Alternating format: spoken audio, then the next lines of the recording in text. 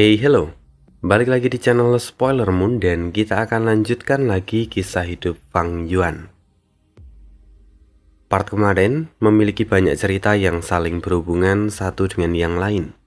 Misalnya saat sebelum Fang Yuan menghadapi bencana duniawi, dia telah meningkatkan keberuntungannya dan rupanya itu berimbas pada karakter lain yang terhubung dengan Fang Yuan. Contohnya seperti Han Li, Hong Yi, ataupun Ying Wuxie.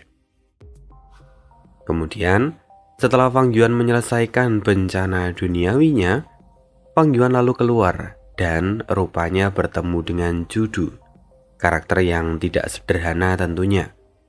Bagaimanapun, Judu adalah seorang Gu Immortal peringkat 7 yang tersohor di dataran utara. Reputasinya bahkan tidak jauh di bawah Qin Baisheng. Meskipun di awal Judu berniat buruk pada Fang Yuan, namun Fang Yuan dapat menyelesaikan masalah ini dengan sangat rapi. Bahkan dia dapat pergi meninggalkan Judu tanpa masalah. Lalu, apa yang akan Fang Yuan lakukan berikutnya? Nah, sekarang mari sambung lagi kisah hidup Fang Yuan di part 216. Setelah meninggalkan Judu, Fang Yuan kemudian kembali menuju tanah Langya. Dalam perjalanannya kembali, dia tidak menemui kesulitan apapun. Hal ini bisa terjadi karena di sisi lain, Langya sudah mengatur beberapa manusia berbulu yang telah mencapai ranah immortal untuk membuat formasi teleportasi. Sehingga Fang Yuan dapat langsung kembali ke tanah Langya tanpa kesulitan. Setelah bertemu dengan Langya, Fang Yuan lalu menceritakan apa saja yang sudah terjadi sebelumnya. Memang setelah menjadi tetua eksternal dari Sekte Langya, Fang Yuan sedikit terbuka pada Langya. Jadi seringkali dia menceritakan apapun yang terjadi. Tentu Fang Yuan punya maksud tersendiri melakukan hal ini. Mendengar apa yang diceritakan oleh Fang Yuan, Langya menghela nafas dan berkata, padahal kau dalam pengaruh Gu keberuntungan kotoran anjing, tapi rupanya kau masih menemui begitu banyak masalah. Bahkan kau juga bertemu dengan Judu.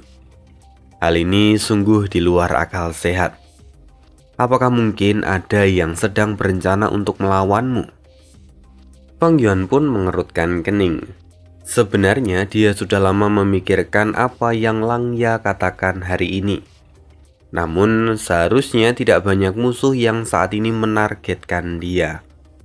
Kemudian dengan kemampuan mereka yang mungkin menargetkan Fang Yuan pun, seharusnya mereka tidak akan mampu membuat segala kesulitan ini terjadi.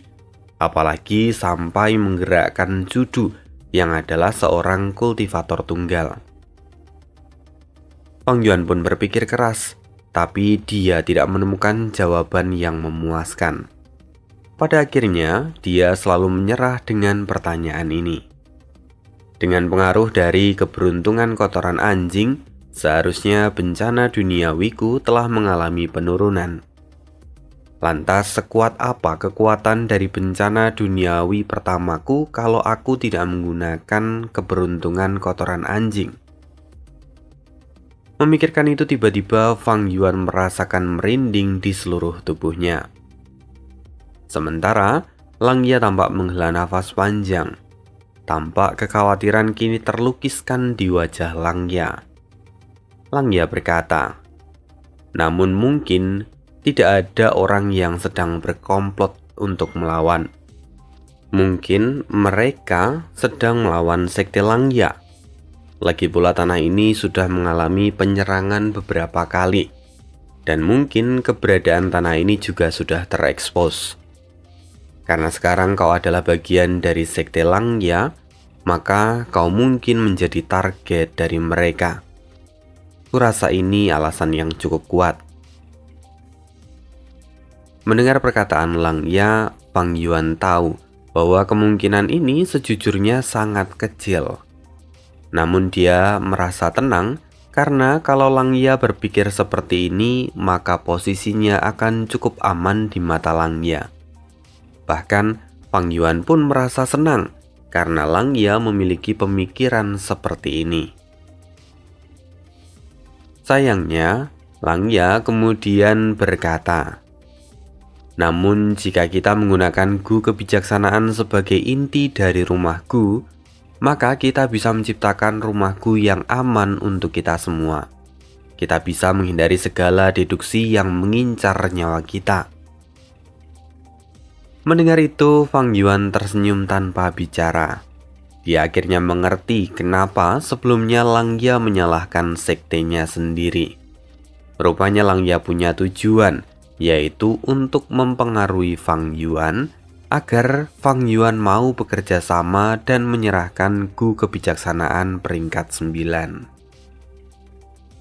Fang Yuan pun segera mengubah topik pembicaraan mereka. "Untuk saat ini aku berhasil melewati bencana duniawiku, karena gu yang telah tetua tertinggi pinjamkan padaku. Karena itu sekarang aku mau mengembalikannya."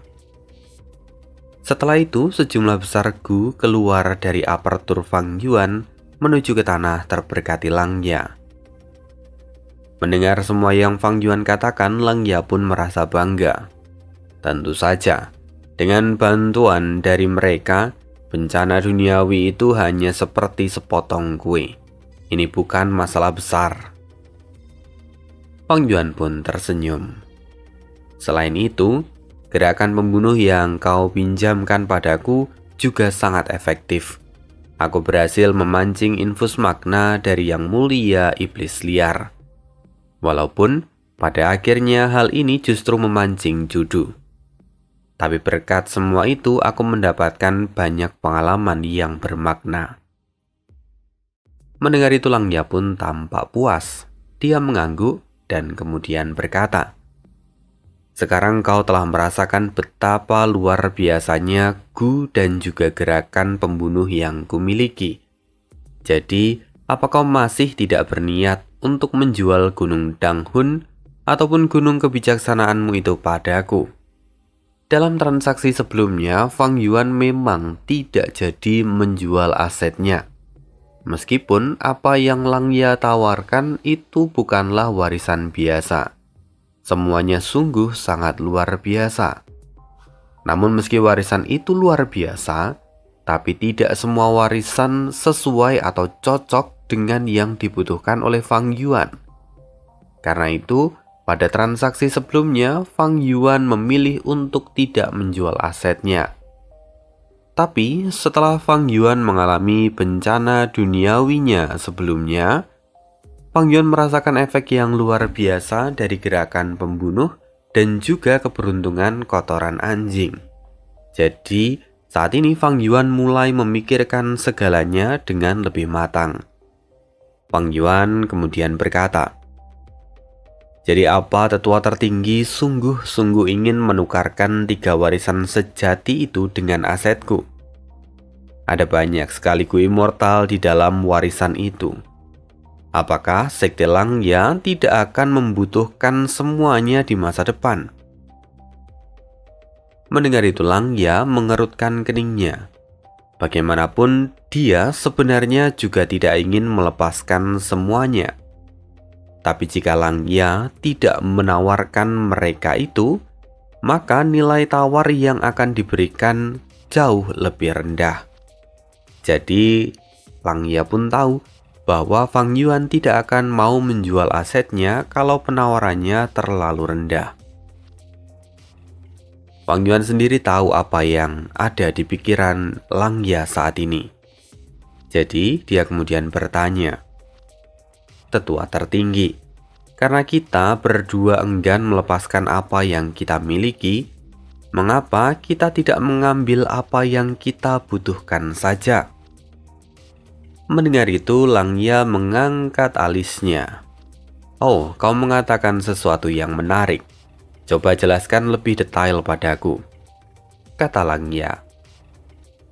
Fang Yuan lalu melanjutkan, "Aku membutuhkan beberapa gu, serta gerakan pembunuh yang kau pinjamkan sebelumnya. Lalu sebagai gantinya, kalau aku mendapatkan semua itu, maka aku akan melepaskan lembah Luopo padamu." Mendengar itu Langya pun segera menolak. "Tidak, tidak.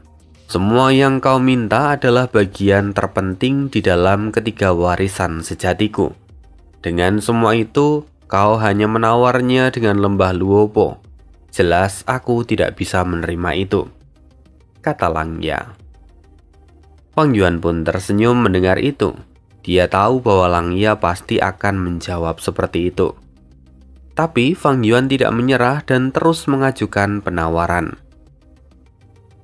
Sementara itu Langya saat ini hanyalah roh tanah, yang mana dia hanya memiliki 10% kecerdasan dari tubuh utamanya.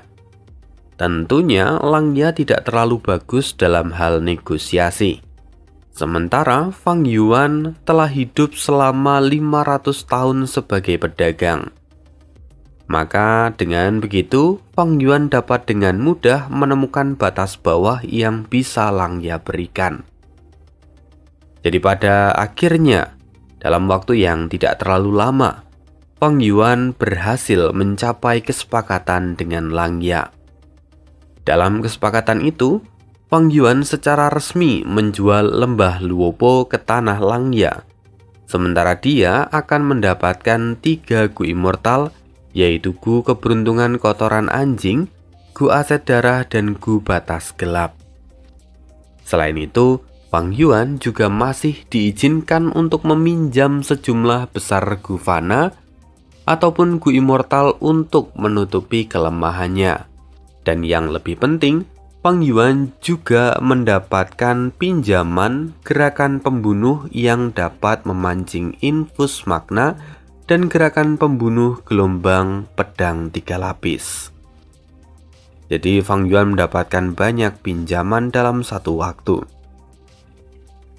Kemudian pada akhirnya kesepakatan pun terbentuk, tapi Langya tidak mau menyerah. Dia sekali lagi mencoba menawar untuk mendapatkan gu kebijaksanaan peringkat 9. Tapi Fang Yuan menjawab, "Aku belum punya niat untuk menjual gu kebijaksanaan ataupun Gunung Danghun saat ini. Namun jika aku mengalami kesulitan di masa depan, maka bukan tidak mungkin aku akan menggunakan keduanya untuk berdagang dengan tetua tertinggi." Mendengar itu, Langya tampak senang meskipun ada sedikit ketidakpuasan di dalam hatinya. Lalu kemudian saat Langya hendak bicara, Fang Yuan lalu melambaikan tangannya dan berkata, "Untuk saat ini, aku akan meninggalkan kedua harta ini di tanah terberkati Langya. Karena itu, Sekte Langya dapat menggunakannya sesuai dengan perjanjian kita sebelumnya." Dalam perjanjian sebelumnya, Fang Yuan dapat meminjamkan aset, namun Langya harus membayar kompensasi dan juga menanggung pemberian makan pada aset yang Fang Yuan pinjamkan. Ini tentu tidak terlalu menguntungkan untuk Langya. Tapi ini jauh lebih baik daripada Fang Yuan membawa pergi asetnya. Jadi pada akhirnya, Langya pun menyerah dan mengikuti perkataan Fang Yuan. Selain itu, Fang Yuan juga mengambil aset yang lain, seperti binatang buas ataupun sumber daya yang lainnya, yang mana sebelumnya ada di tanah terberkati bentuk bintang dan juga Gunung Danghun yang dipindahkan ke tanah Langya. Saat ini, Fang Yuan berniat untuk menempatkan mereka semua di dalam apertur miliknya. "Oh iya Min, lalu bagaimana nasib Judu? Bukankah Fang Yuan mengatakan kalau dia akan menghubungi Judu di masa depan? Sementara rupa-rupanya gerakan pembunuh yang dapat memancing infus makna itu bukanlah milik Fang Yuan. Bukankah saat ini gerakan itu statusnya hanya dipinjam dari Langya? Artinya Fang Yuan tidak akan dapat memperdagangkan gerakan pembunuh itu." Benar sekali. Semua ini masih termasuk dalam rencana Fang Yuan. Karena sebelumnya tujuan Fang Yuan bicara dengan Judu adalah agar dia bisa lepas dari Judu tanpa sesuatu yang merepotkan. Sementara untuk perdagangan gerakan pembunuh itu hanyalah basa-basi. Fang Yuan akan menilainya lagi berdasarkan situasi di masa depan. Jika memang dia memerlukan perdagangan itu, maka dia akan membicarakannya lagi dengan Cudu di masa depan. Loh, terus gimana nasib Gu Pedang peringkat 7 yang masih ada di tangan Cudu? Ya sudah gitu. Ya udah aja. Fang Yuan agak bodoh amat dengan Gu Pedang terbang itu. Lagi pula, dia tidak berniat untuk mengembangkan jalur pedang. Jadi, Fang Yuan tidak terlalu merasa kehilangan karena Gu Pedang yang saat ini ada di tangan Cudu. Lagi pula, Gu Pedang terbang itu berada di peringkat 7. Jujur saja untuk mengaktifkan itu terlalu memakan esensi abadi dan kurang efisien. Maka, Fang Yuan menilai bahwa Gu itu tidak terlalu penting untuk saat ini. Dia bisa mengambilnya di lain waktu kalau memang perlu. Selain itu, selama Gu Pedang itu ada di tangan Cudu, maka Fang Yuan tidak perlu khawatir. Karena bagi Cudu, Gu itu akan menjadi token agar bisa bertemu dengan Fang Yuan lagi di masa depan. Jadi Cudu pasti akan merawatnya. Oke, kalau begitu. Tapi tadi Mimin mengatakan kalau Fang Yuan tidak akan mengembangkan jalur pedang. Lalu jalur apa yang akan dia kembangkan ke depannya?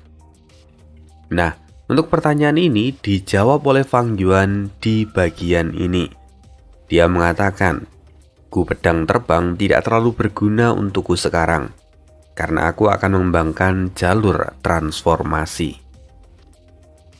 Fang Yuan tiba-tiba memutuskan bahwa dia akan mengembangkan jalur transformasi. Tentu hal ini bukan keputusan yang tanpa dasar. Fang Yuan tentu sudah mempertimbangkan segalanya dengan baik. Karena menurut Fang Yuan, untuk saat ini jalur yang paling cocok untuk dirinya adalah jalur transformasi. Tentu kita akan mendengar penjelasan tentang keputusan ini. Bahwa sejak mendapatkan tubuh baru, Fang Yuan memang belum memutuskan untuk mengembangkan satu jalur tertentu. Selama beberapa bulan ini, Fang Yuan hanya menggunakan Gu yang ia miliki atau Gu yang ia pinjam dari Langya. Dia belum memutuskan jalur yang akan dia tekuni. Mengapa begitu?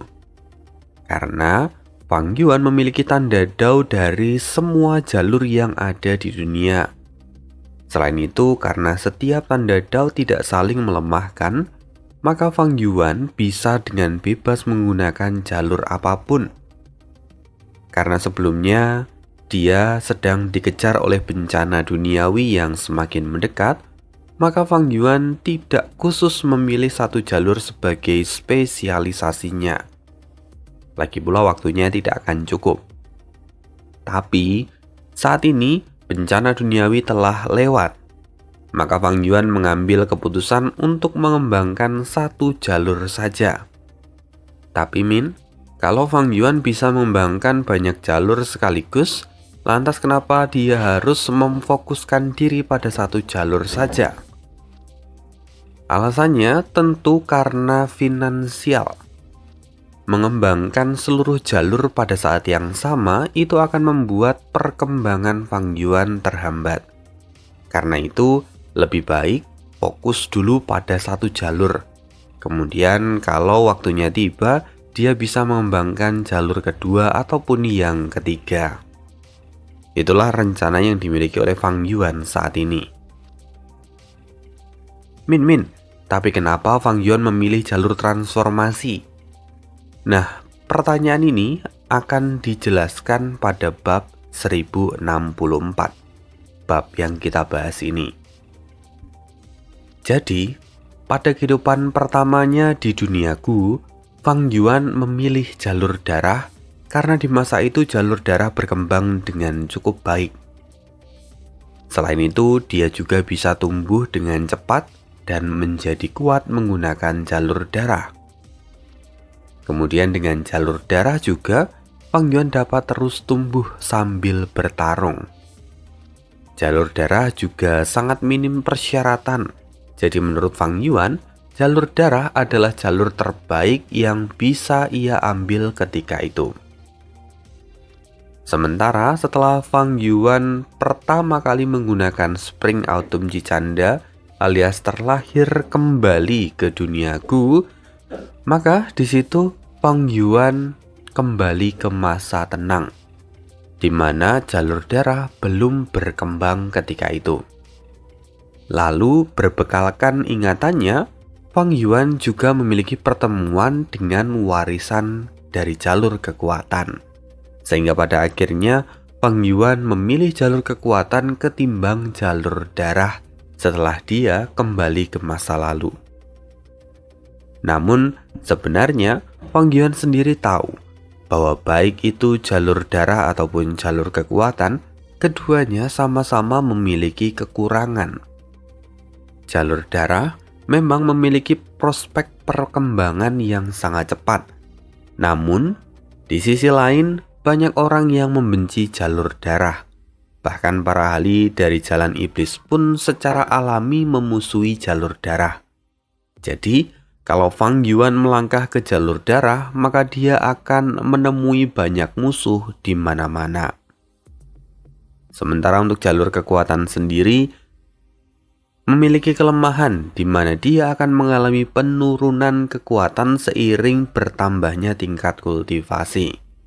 Maka Fang Yuan yang pada kehidupan keduanya di dunia Gu, dia mendapatkan apertur kedua. Jadi dia berencana untuk mengembangkan jalur waktu di apertur yang satunya. Dengan begitu, maka kekurangan dari jalur kekuatan pun akan bisa ditutupi oleh jalur waktu. Itu adalah rencana awal Fang Yuan. Tentu dalam perjalanannya, banyak pertimbangan lain yang bermunculan.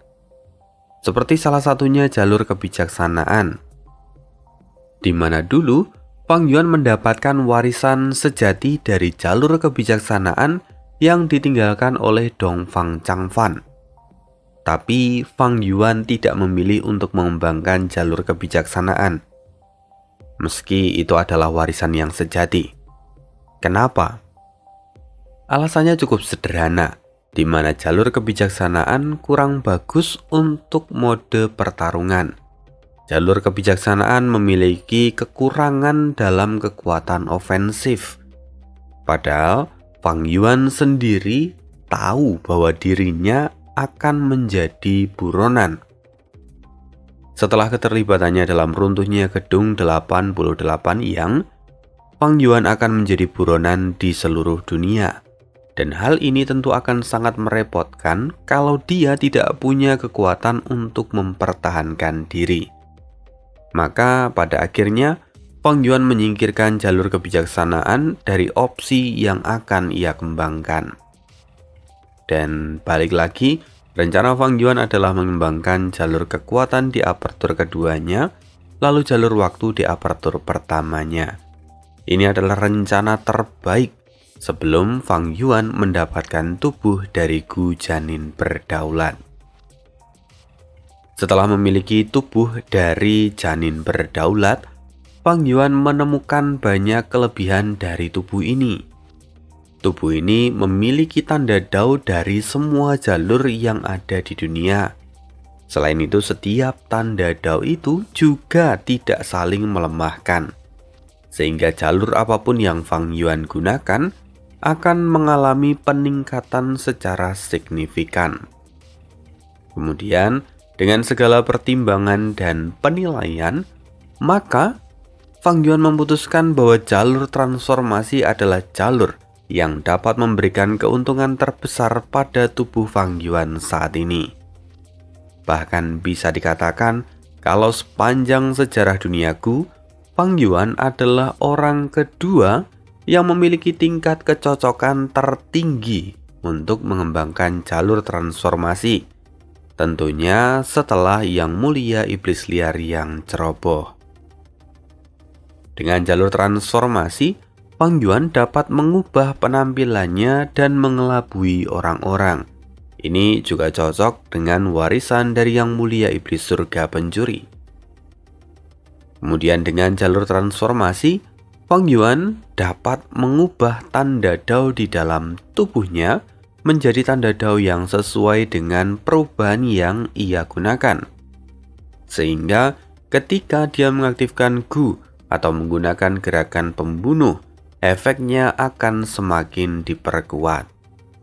Tentu kita masih ingat bahwa 100 tanda Dao itu dapat meningkatkan kekuatan sekitar 10%.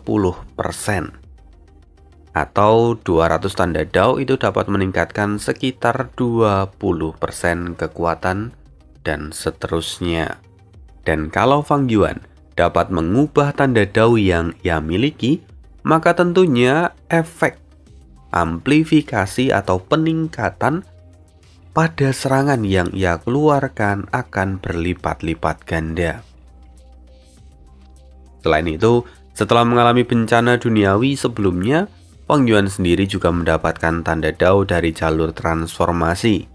Ini cukup untuk menjadi alasan yang kuat bagi Fang Yuan untuk kemudian menggunakan jalur transformasi. Ya, meskipun dalam bencana duniawi itu tidak hanya jalur transformasi yang Fang Yuan dapatkan, melainkan juga tanda Dao dari jalur salju dan juga tanda Dao dari jalur kekuatan, dengan tanda Dao jalur salju yang paling banyak. Tapi tidak hanya itu, Fang Yuan juga mendapatkan infus makna dari Yang Mulia Iblis Liar, sehingga tingkat pemahamannya pada jalur transformasi juga mengalami peningkatan yang signifikan. Ditambah satu alasan lagi, saat ini Fang Yuan adalah anggota Sekte Langya. Kemudian, dengan menggunakan jalur transformasi ini, Fang Yuan dapat berubah menjadi manusia berbulu untuk meningkatkan kepercayaan dari Langya ataupun para manusia berbulu yang lain. Setelah mempertimbangkan ada banyak sekali keuntungan yang bisa Fang Yuan dapatkan kalau dia mengembangkan jalur transformasi, maka dengan mantap Fang Yuan berkata, "Mulai sekarang, aku akan mengembangkan jalur transformasi." Karena Fang Yuan sudah mengambil keputusan, maka Fang Yuan pun pergi menemui Langya. Fang Yuan menceritakan semuanya, dan Langya berkata, "Jadi kau ingin menggunakan kesempatan terakhirmu untuk memperbaiki Gu perubahan bentuk? Apa kau tidak ingin memperbaiki Gu perjalanan abadi lagi?" Fang Yuan kemudian menjawab, "Ya, aku sudah memutuskannya.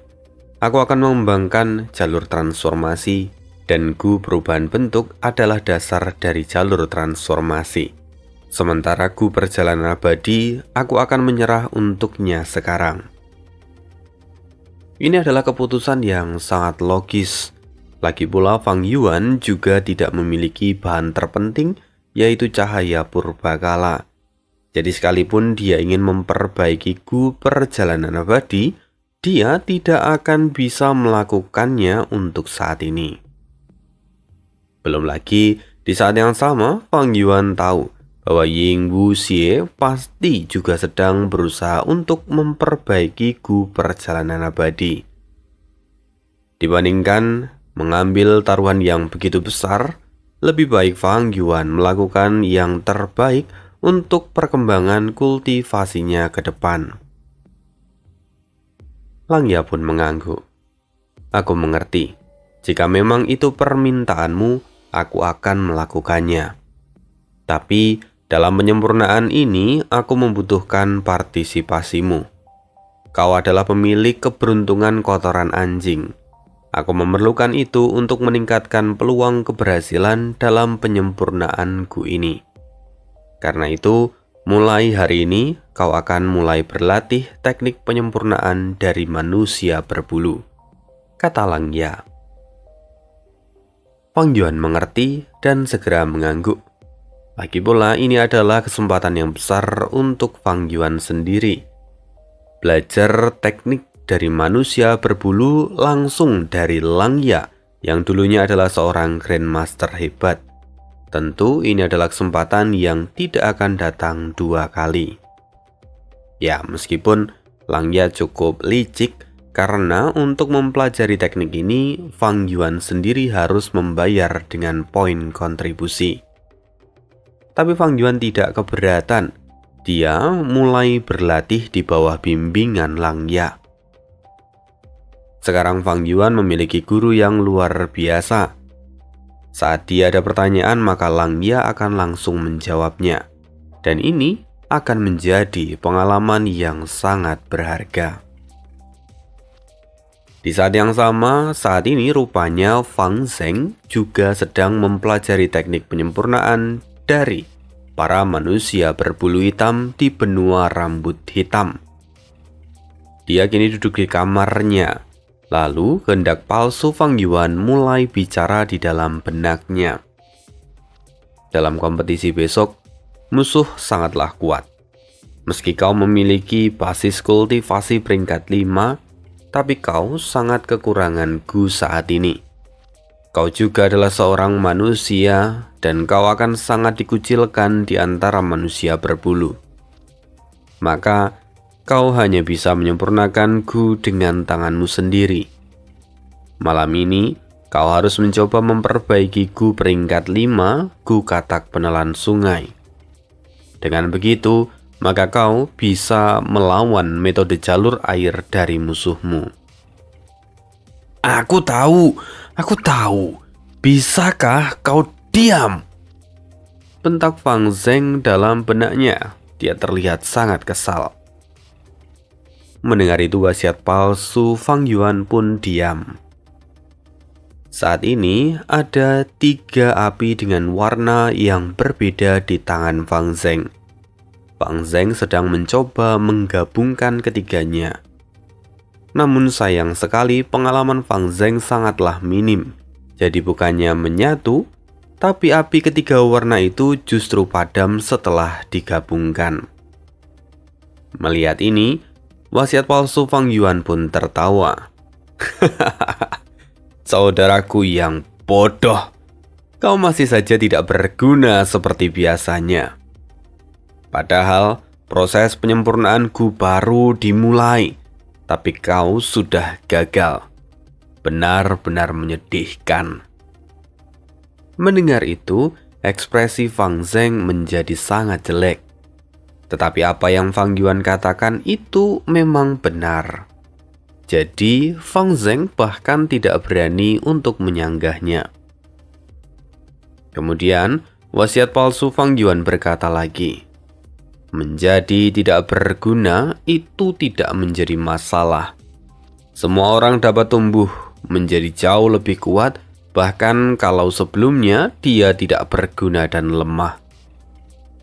Yang paling penting adalah tidak pernah menyerah dan dapat mengenali kelemahanmu sendiri. Sekarang, material yang kau miliki hanya cukup untuk melakukan 3 kali perbaikan. Ini baru permulaan dan kau sudah gagal 1 kali. Jika tanpa bantuanku, bagaimana mungkin kau bisa menyempurnakan katak penelan sungai? Besok, musuh akan sangat kuat. Kalau kau terus keras kepala, kau hanya akan mati dalam pertandingan besok. Mendengar itu Fang Zheng benar-benar kesal dan dia berteriak. Bahkan jika aku mati, itu adalah urusanku sendiri. Kau terlalu berisik. Lebih baik kau tutup mulutmu. Tapi surat wasiat Fang Yuan berkata dengan nada yang tinggi. Aku akan terus bicara. Memangnya kau bisa memaksaku untuk berhenti bicara? Siapa yang peduli dengan hidupmu? Kau hanya adik yang bodoh. Aku peduli padamu hanya karena kau akan menjadi alatku untuk balas dendam. Jadi, diamlah dan ikuti perkataanku. Tidak sudi. Aku bisa menjadi alat siapapun, tapi tidak akan pernah menjadi alatmu. Bentak Fang Zheng yang menjawabnya dengan tegas. Wasiat palsu Fang Yuan lalu berkata, "Kau tidak punya pilihan. Bahkan jika kau tidak mau, memangnya apa yang bisa kau lakukan? Bahkan jika kau tidak mengikuti perkataanku, besok kau akan tetap mengikuti kompetisi. Kau akan membunuh para manusia berbulu itu demi balas dendamku. Karena itu, kau akan mengikuti perkataanku dan menyempurnakan katak penelan sungai." Mendengar itu, ekspresi dari Fang Zeng tampak gelap. Dia terlihat mengepalkan tangannya, namun dia tidak mengatakan apapun lagi. Akhirnya Fang Zeng mulai menyempurnakan Gu lagi. Fang Yuan sendiri terus memberinya instruksi dan Fang Zeng mengikutinya. Sampai pagi datang, Fang Zeng akhirnya telah menyelesaikan penyempurnaan katak penelan sungai. Lalu kita kembali ke sisi Fang Yuan. Kini dia tengah berlatih menyempurnakan hujan interior. Total ada 50 langkah yang harus dilakukan, dan ada lebih dari 20 metode penyempurnaan, serta ada 30 langkah perbaikan Gufana. Proses yang Fang Yuan lewati sangatlah panjang, dan akhirnya dia pun berhasil menyempurnakan hujan interior yang keempat. Tidak lama setelah itu, sepotong wasiat palsu Fang Yuan kembali padanya. Wasiat palsu itu memberikan laporan tentang perkembangan Fang Zeng saat ini. Menerima laporan itu, Fang Yuan pun terlihat menyeringai. Untuk bertahan hidup, rupanya anak itu mau mendengarkan instruksiku. Bahkan jika dia membenciku sampai inti kehidupannya, tapi dia sepertinya mulai patuh. Ini bagus. Setiap kali dia mengikuti bimbinganku, maka dia akan semakin terbiasa dengan keberadaanku. Dan semakin lama, dia akan mulai mengandalkanku tanpa sadar. Pada saat itulah aku akan menggunakannya untuk menyaring Gu Dewa Darah, kata Fang Yuan sambil menyeringai. Jadi, tujuan utama Fang Yuan melatih Fang Zeng adalah untuk menggunakannya sebagai bahan penyempurnaan Gu Dewa Darah. Jika sebelumnya Fang Yuan membawa Fang Zeng karena dia berniat untuk mengambil alih tubuh Fang Zeng kalau sampai Fang Yuan gagal membangkitkan tubuh zombinya, tapi kali ini tujuan Fang Yuan sudah berubah lagi. Setelah mendapatkan tubuh dari Gu Janin berdaulat, Fang Yuan tidak perlu lagi mengambil tubuh Fang Zeng. Tetapi tentu dia tidak akan membuang Fang Zeng begitu saja. Dia menemukan rencana lain, yaitu mengubah Fang Zeng menjadi bahan pemurnian Gu Dewa Darah. Apa itu Gu Dewa Darah? Gu Dewa Darah adalah sebuah Gu immortal dari jalur darah. Gu ini dulu adalah salah satu dari 7 warisan sejati milik Yang Mulia Iblis Teratai Merah. Dalam sejarah, Gu Dewa Darah sendiri belum pernah disempurnakan, karena memang persyaratan untuk menyempurnakan Gu Dewa Darah yang tidak mudah. Dulu, Fang Yuan, di kehidupan pertamanya di dunia Gu, dia pernah ingin menyempurnakan Gu Dewa Darah. Tetapi sampai pada akhirnya, Fang Yuan tidak bisa menyempurnakan Gu ini, dan pada akhirnya dia terpaksa untuk menyempurnakan Spring Autumn Cicanda. Ya, semua itu adalah pengaruh dari kehendak surga. Lantas apa syarat untuk menyempurnakan Gu Dewa Darah? Jadi, Gu Dewa Darah hanya bisa disempurnakan menggunakan darah dari saudara yang memiliki ikatan darah. Darah itu bisa dari orang tua, saudara kandung, paman, bibi, kakek, ataupun nenek. Yang penting mereka masih memiliki hubungan darah secara langsung. Karena itu, Fang Yuan ingin menggunakan Fang Zeng yang adalah saudara kandungnya atau saudara kembarnya sebagai material penyempurnaan. Itulah rencana Fang Yuan. Tapi Fang Yuan tahu bahwa saat ini kondisi mental dari Fang Zheng masih belum cukup baik untuk menjadi material penyempurnaan. Maka Fang Zheng harus dilatih lagi. Ini memang adalah rencana jangka panjang dari Fang Yuan. Setidaknya dia harus membuat Fang Zheng tidak memiliki dendam padanya lagi.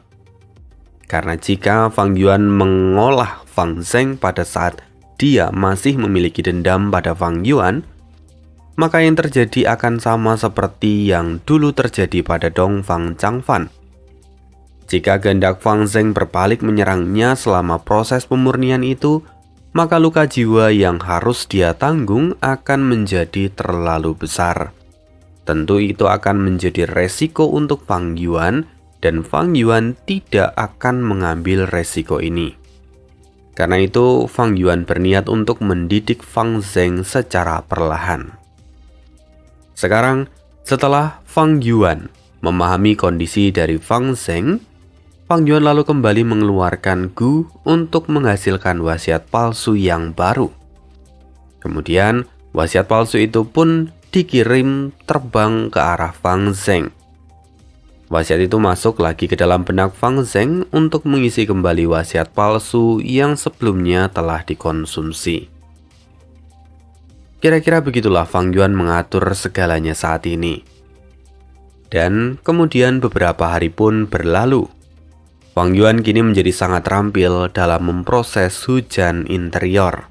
Melihat perkembangan Fang Yuan, Lang Ya pun lalu memberinya satu set bahan untuk melatih Fang Yuan pada tahap berikutnya. Terlebih, Fang Yuan akan mengambil peran penting dalam proses penyempurnaan Gu ini. Fang Yuan harus terus berlatih. Dan di saat senggang, Fang Yuan memanfaatkan waktunya untuk masuk ke dalam apertur abadi miliknya dan membuat pengaturan terhadap semua sumber daya yang ia miliki. Fang Yuan menempatkan semua sumber daya yang ia miliki sesuai dengan lokasi terbaik agar mereka bisa tumbuh dengan sehat. Terlebih tanah terberkati Fang Yuan memiliki seluruh tanda Dao. Oleh karena itu, Fang Yuan dapat memperoleh hasil yang maksimal dalam budidayanya.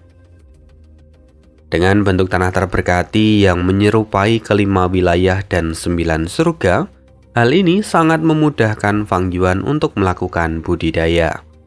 Misalnya, Fang Yuan memiliki ikan naga yang di dalam tubuhnya terdapat tanda Dao air. Maka Fang Yuan akan menempatkan mereka di wilayah timur yang terbentuk seperti Laut Timur.